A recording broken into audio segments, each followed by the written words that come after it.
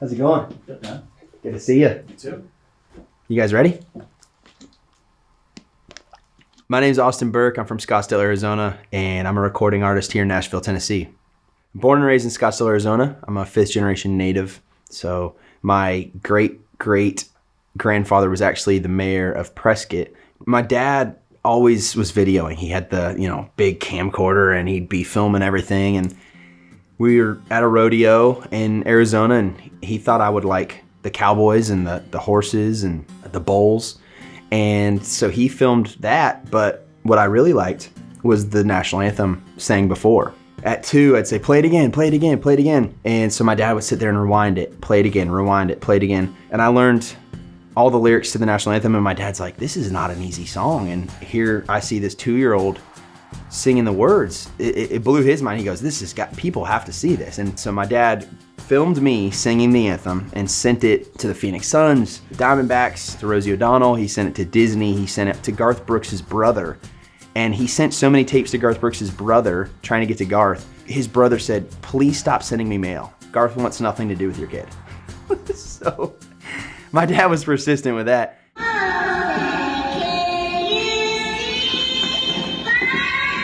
I sang for the Phoenix Suns, and then my dad filmed that and sent that again, the next round of videos to everybody.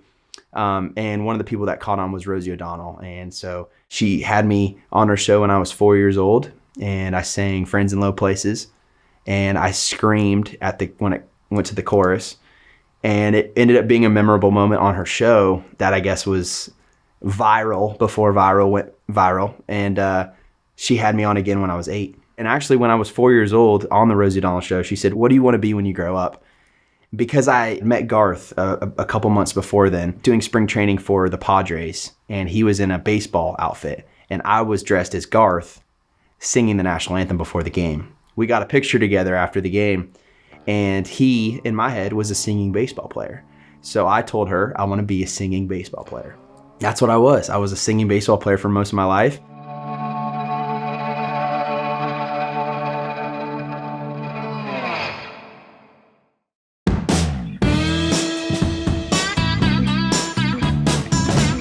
Nashville's tough. Nashville is a beast of its own. The thing about Nashville is it is like LA and New York in the sense of competition. There's so many people every day that move here. And I think the cool part is to make that leap from your hometown to Nashville takes a lot of courage. And so there's a lot of people here that are courageous and have taken risks and aren't wanting to just do the norm and not wanting to just fit into society. They want to be different. They want to make a change. And with music and art being so relevant here in Nashville, you see a lot of that. And a lot of these people that are downtown playing are the most talented people you'll ever see in your life. I mean, they are incredible. Every single person, guitar players, bass players, drummers, singers, you'll see someone playing the fiddle. I can say I'm one of those people is just incredible, really. And so I know a lot of people that when they play on Broadway, they have made it. They have made it in their mind and they're happy with that. I have bigger dreams for myself. I want to be on tour. I want to be on a world tour. And I think what you asked the question, what does it take? What it takes is stupidity. It really does. It takes a bit of being naive and not listening to critics, putting on blinders, because I battle that demon every day of, can I make it? Can I do this? And the second that I move home, I don't. Walking down Broadway, the people that don't make it are the ones that move home.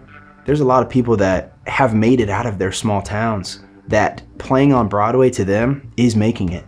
And for me, I admire that. I love that. And when I go downtown on Broadway, I'm not looking at these people saying, oh man, thank God I'm not doing that. I'm looking at them saying, they have that dream still. They have that spark. Where did mine go? Let's get mine back. Let's get back to why I moved to Nashville.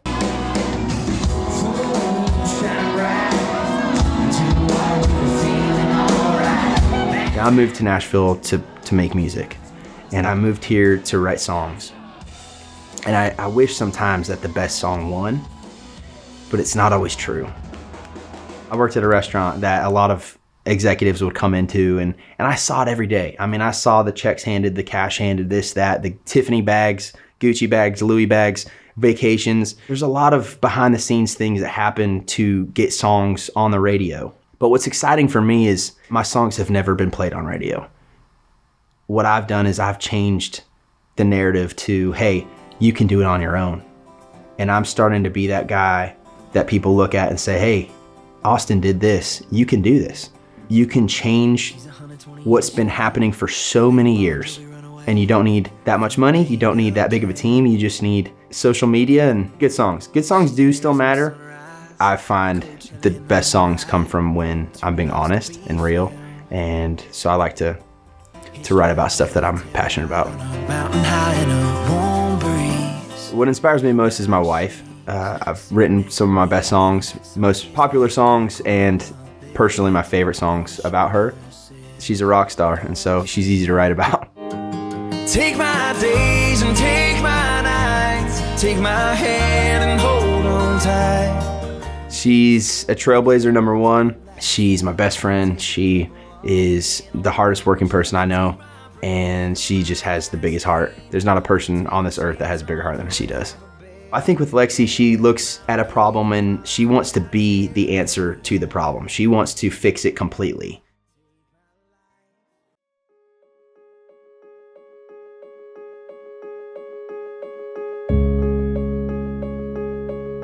The pandemic happens and everything stops for everyone. And we had just had a tornado come through our neighborhood, the neighborhood of the Airbnb we had started. So we were already losing our first bookings and our neighborhood was destroyed. And then we were going into worldwide shutdown. And I just remember that time so vividly because I had taken a video of our neighborhood just in shambles. And the news was showing so much, but I posted on TikTok. It was like a brand new app at the time. And people were commenting, how can I help? What can I do? And I started an Amazon wish list, waters, diapers, people needed baby food and stuff like that. And so I posted that on my TikTok. I barely had any followers, but I got a lot of people contributing on my Instagram. And so that was really cool to have just different people from social media reaching out, sending things from Amazon. They were showing up at our doorstep, and then we were able to distribute them.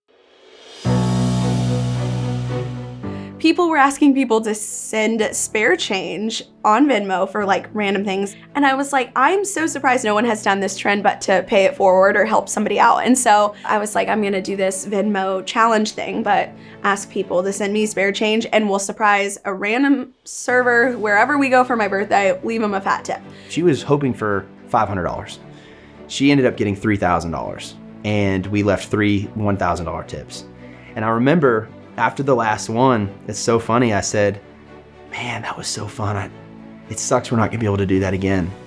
And sure enough, we've given over $300,000 and she's just kept it going and going and going. And I think during a really dark time during the pandemic in 2020, her Venmo challenge was a light in a dark place, and it gave people hope. We talk about negative comments and negative things, but there really are a lot of good people in the world, and there really are a lot of people that just want to help. And I think it's important to shine light on those people. And now Lexi started with 3,000 followers, and she's almost at 2 million. And I like to say her followers are 2 million really good people. So I'm very proud of her. I'll never forget the time, his first round, maybe it was his second round of meetings with record labels. He had another friend who had just recently signed within the year, and we were on a songwriters retreat.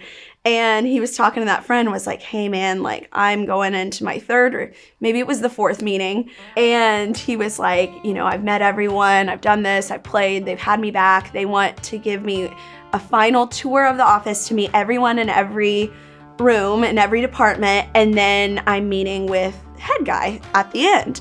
And his friend at the Songwriters Fest was like, holy F, dude, like it's happening. Like that's what happened to me. That was my final one. They offered it at the end, all this stuff. So we were dying. We were so excited. So he goes to the meeting and I go to Party City and I get balloons, I get a banner, I get all this stuff, and then I go to a liquor store and I spend like $300 on like nice liquor and all this stuff, and I deck out our apartment. And it's been 4 hours. I haven't heard. I'm like, it's happening. I'm calling everyone. Everyone's calling me. I'm like, I haven't heard yet, but like we're on hour 4. House is set, and I just get a phone call, and he is like so upset, and he's like, nope. He shook my hand and said, he shook my hand and said, thank you so much. We want to hear some more music, and we'll keep in touch.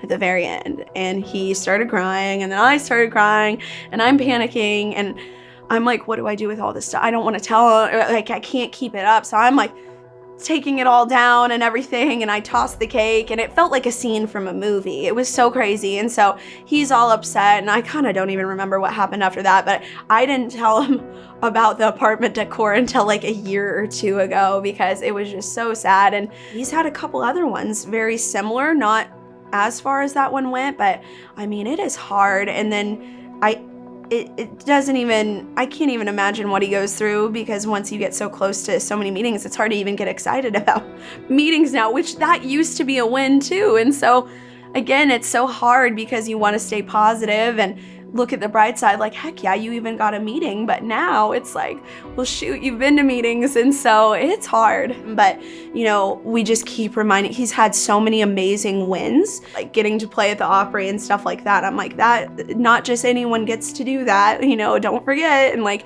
constantly putting everything into perspective. So that's kind of how I try to help him get through the public rejection. I had a moment about 1.5 years ago. Obviously, you know, the pandemic was hard on booking agencies and just shows in general. And so my booking agency ended up wanting to part ways with me. They couldn't book shows, and, you know, made me feel like does anybody even want to listen to my music? Does anybody even care? If I can't play shows, then what am I doing? That's what I love. That's my lifeblood. You know, when I perform, it gives me the fuel to do everything else. And so losing them was a big blow. I also parted ways with my old publishing company. I have a new publishing company now, but there's been a lot of things that have happened here where I just haven't felt like I fit in. And I think that's been the hardest, the most rock bottom, is not being from Georgia, not being from the South, not being one of the good old boys. I've never really fit in. This is my favorite verse I've ever written. I've never been stuck in the mud cause it don't rain in Arizona. Never shot a buck, but I killed a couple rattlesnakes. Woo! My rivers are dry, my cane is grand, my neck ain't red, it's tan. I'm country in love, blue wranglers and chucks, throw some coke in my jack when I need me a buzz.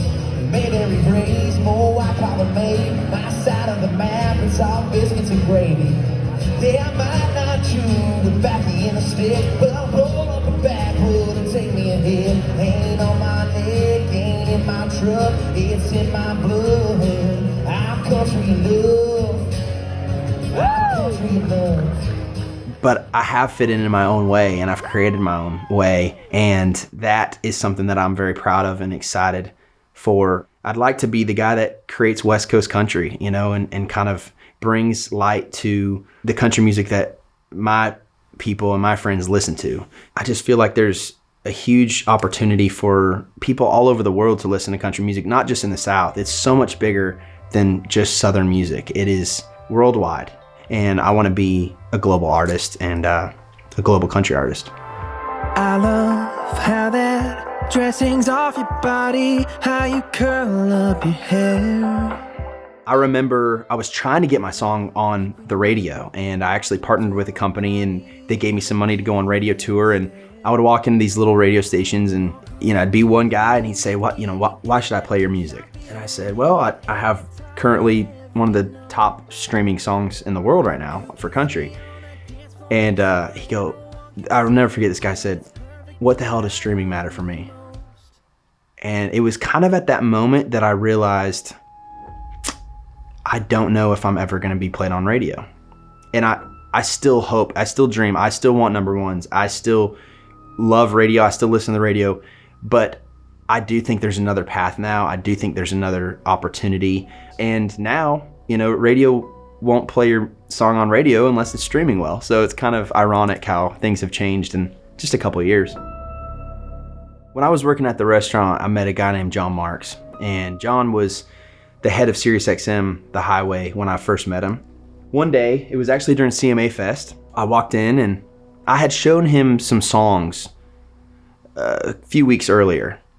And I walked into the Palm where I worked and I walked up to his table and brought him his food. And he said, "Hey, Austin, I put your song on my playlist." And I was like, "Cool, man." I thought in my head it was his personal Spotify playlist. I didn't realize he put it on the Spotify playlist. So he put my first song, Sleeping Around, on Hot Country, which is the #1 country playlist in the world. Feeling lost in this world of smoke and mirrors. Hungry eyes pick up lines under neon lights. And it changed my life. And the bad girls want to be better, and the boys just want to get lucky tonight. Uptown, downtown, everybody's sleeping around. That's all they ever want to do. I don't want to sleep around with every girl in the world. I want a girl worth waking up to. I want a girl worth waking up to. A couple months later, I was at the downtown YMCA and I get a call from Stormy Warren. Stormy is one of the guys at SiriusXM. And he said, "Hey, Austin, I just want to let you know your song is going to be played on SiriusXM." And I'm thinking to myself, Sleeping Around? Because that was my single at the time. He said, "No, actually, Whole Lot in Love." Little drunk tonight, trying to write this song. Trying to get it right, but it might turn out all wrong. I said, "Hold on, Love." That was just on the EP. That wasn't even a single. It was just a song I put out. He said, "Man, we love it. We're gonna play it." And I'm like, "Oh my gosh!" I didn't realize how big that was at the time. Little bit scared to death, 'cause I ain't been here before. Yeah, I get a call from John Marks, and he said, "Hey, Austin, I'm putting Whole Lot in Love on Hot Country." I said, "What?" I'm an independent artist. I have 2 songs on the biggest country playlist in the world. Within 30 minutes, my life changed. I went into the chapel at the YMCA and I was just crying, thanking God. I mean, that moment changed my life forever. So I went back into work a couple weeks later after all this has happened. My song's now playing on SiriusXM. I got 2 songs on the biggest playlist in the world. And I bring a lobster to this guy in the bar. He looks up at me and he said, "Are you Austin Burke?" And I'm wearing my apron and my collared shirt and my tie. And I was like, "Yeah, I am." And he said, "You sing Whole Lot in Love?" And I said, "Yeah." He goes, "Can I get a picture?" And I'm like, let me take my apron off. Let me take my tie off. So I took all that off. I ran to the back. We got our picture. I ran to the back and I said, "Hey boss, I'm putting in my 2 weeks. I'm done. I can't. I'm too famous for this job." And I quit. And honestly, I have not looked back ever since. And that's the last time I worked at that restaurant, is because that guy had recognized me. I mean, I do run security for my wife now for her shirtless cowboy show here and there, but yeah, last real job for sure. My last day at the restaurant, I overheard a couple servers say, "We'll see him back in a couple months." And I never forgot that. I was meant to hear that. Like I knew I was meant to hear that. Fast forward to a couple years later, I was working, grinding, writing songs, putting out music, and I get a call from Vince Gill to play the Grand Ole Opry.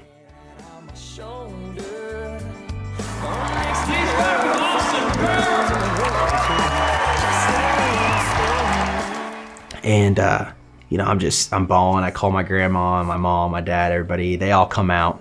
And it was my Opry debut. I'll tell you what, if I never sing another day, if I never get to do music ever again, I have made it in country music because of everybody in these seats today at the Grand Ole Opry. I wanted to have an after party at that restaurant that I worked at. Not trying to be petty, but I kind of am petty sometimes. I asked the GM to have 2 specific servers that said they'll see me in a couple months wait on me and my family that night for my Opry debut.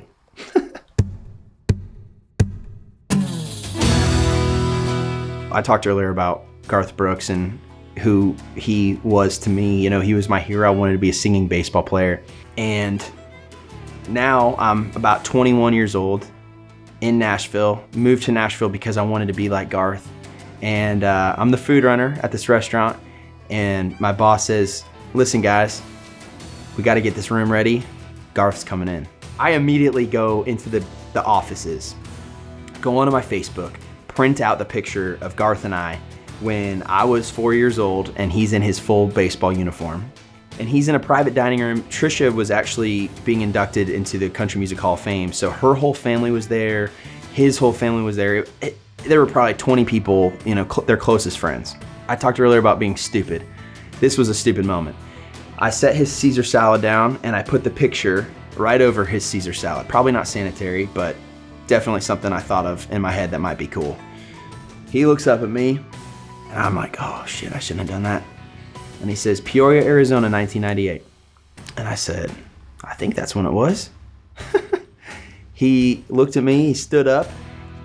He takes a picture in front of all of his closest friends. He goes, look at this kid. This is him now. He was 4 years old, Peoria, Arizona, 1998. He goes, listen, we're gonna have this dinner, but I would love to talk to you. I would love to talk to you after this. So please, I'm gonna have somebody come get you. I'll come get you after. Would love to talk to you after dinner. I'm like, oh my God, what just happened? And we had, I wanna say about a 15-minute conversation with Garth. And you know, you talk about meeting your heroes and hoping that they are who they are. And he was everything I had dreamed and hoped times a million. A year later, I do a show in Detroit, and it was a huge festival type show. I was one of the first people to play, and there were probably 10 other artists after me. And they said there's a special guest, and it was Garth Brooks. And so Garth comes in. I, of course, had to meet him before the show, before he goes on. And I say, hey, you know, saw you about a year ago. And he said, man, I remember that. How's everything going? How are you? He goes, well, you obviously took some of my advice. You're here now playing. And he goes, how's the crowd? I said, well, I think they hated me, but they're going to love you. So he loved that. And he sang his music and came off stage and gave me a big hug right after his performance. And that's the kind of artist I want to be. That man changed my life, and he's somebody that has inspired me so much from day one. And to have him be as cool as I had dreamed he was, it was very special.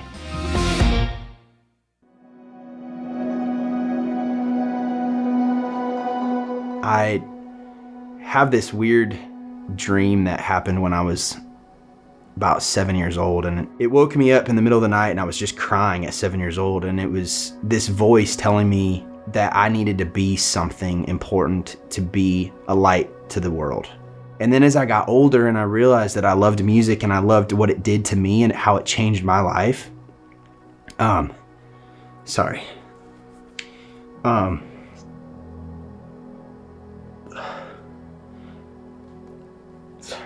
Didn't think I'd get emotional. Music got me through some really, really dark times in my life. And I knew that music was that light that voice was telling me to do. And it's taken a while to figure that out, but sorry. I'm so grateful for music and what it's done in my life. And hearing stories of how my music has helped other people. That's why I do it. Sorry, I didn't think I'd cry during this. Sorry, guys. You don't need to be sorry. It's real. It's true. He's been through all the rejection from industry people, trolls online, some family stuff, but he keeps chugging along, and I'm so proud of him. He's exactly where he needs to be, the performing is what fuels him and what he's so good at. And I feel like that's just when he can connect most with the people who loves his music. People are consuming music faster and more than it's ever been done. And it's exciting for me as an artist because there have been so many people that listen to my music and they connect to my stories of being real and living in a city, or, you know, having a love gone bad or a love gone good. They connect with those things. And I think that's what country music is. It's so much bigger than this niche that we sometimes put ourselves in. And I want to be the person to kind of get us out of that. Where I'm from, people love my music, and people in Australia love my music. People in Europe love my music. People in New York City and Canada love my music, because I'm not singing about stuff that they can't relate to. I'm singing about stuff that they can relate to. And country music, to me, everybody says, man, country music has changed. Country music needs to go back to the classics and be what it used to be. But I'll tell you right now, if Garth Brooks never made it as big as he did, I would not have heard of Garth Brooks in my town in Phoenix, Arizona. He got so big that I heard him. And I listened to Shania, I listened to Garth Brooks, but it took those people for me to go back into the genre and look up Johnny Cash, Waylon Jennings, Merle Haggard, the classics, you know, the heroes. But if it wasn't for Garth, I would have never heard of them. No, I'm not sure how to say it. Struggle is good. Struggle is really good, because if you don't struggle, then you don't appreciate the success. And if I didn't go through all the struggle I went through in my life, I would never appreciate anything that has happened to me. I really struggled a lot, not with myself, but seeing negative comments for my wife, because she was doing such good in the world, giving back. I said, man, if people are going to be nasty to her, this woman is literally an angel on earth, giving back to people in need that really needed help, there's no chance for any of us. The difference is I signed up for it. She didn't. You can say whatever you think about me, because my music is me. But I also think it's important to give more power to the positive comments than the negative comments. I was looking through, I had 200 comments on a video. Video went viral, 200 comments, which is a lot. I was looking at my feed and I saw, this song sucks, this isn't country, thumb down. And I was like, damn. And I went through and I responded to every single comment.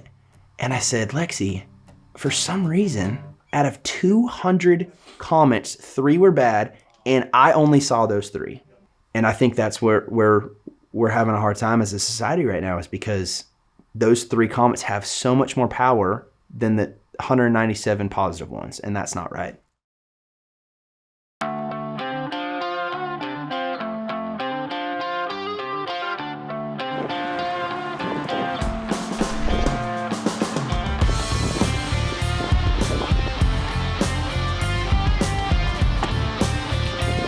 I'm out a couple dates with Billy Currington on his arena tour, and I'm really excited because I've never played arenas before. I've never been in that environment, and you know, I think it's going to be good for myself, for my band, to see where we could be and see where we have the opportunity to play on our own one day.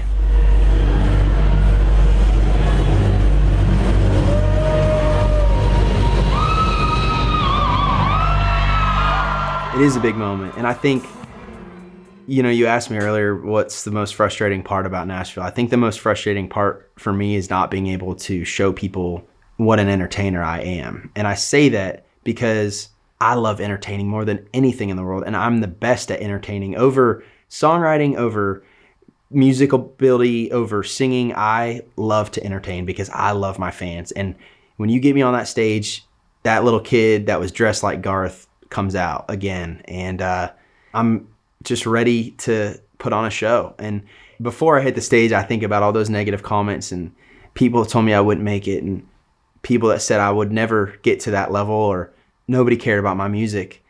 And I just go out there and I prove them all wrong. And everything in life goes back to baseball in my mind. And right now I'm in AAA, and I wasn't a top pick in the draft. I was a low pick in the draft, but I'm slowly but surely beating out all those guys that got picked before me.